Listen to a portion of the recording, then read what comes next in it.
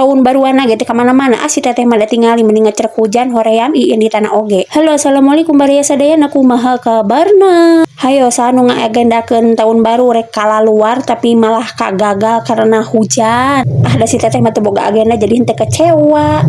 Da puguh di bumi weh hujan-hujan kieu mah raos. Enak nama disampakeun gorengan haneut, cikopi haneut ieu mah tinggal geroheun. Heuh da puguhnya pagawean kieu mah moal aya liburna rek tahun baru, rek tahun heubeul oge tetep we gegeroh mah unggal poe. Lain teu tiris sabenerna mah da kaluman tu da kumaha wae moal aya nu nalangan. Jadi urang pigawe we lah ulah loba ngeluh. Ceuk kolot teh mah ulah ngeluh sanajan ripuh. Nah teh teu bakar-bakar henteu baraya keur mah tara si teteh mah ketang da biasana mah tahun-tahun ka tukang masih teteh teh aya di lemur batur di pakulian minyangkana masih teteh teh digawe. Alhamdulillah we tahun ayeuna mah nya bisa di bumi ngumpul bareng sareng keluarga teh tos alhamdulillah.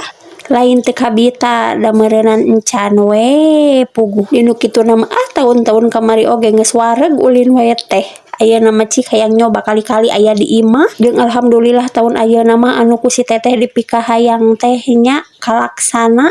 Hayang gaduh bumi nyalira alhamdulillah diijabah mata kuyos we teh hiling kawas batur ge.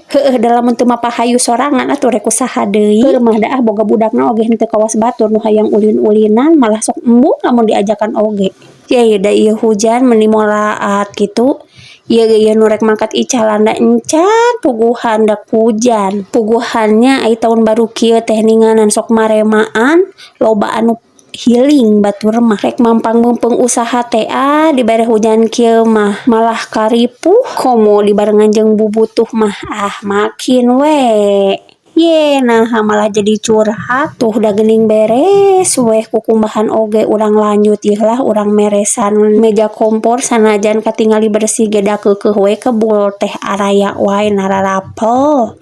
Komo tas masak mah nya ninganan si cipratan-cipratan cai minyak teh meuni sok kemana-mana. Lamun teu buru-buru dibersihan teh lapur we pageuh. Lanjut we urang meresan kamar ieu.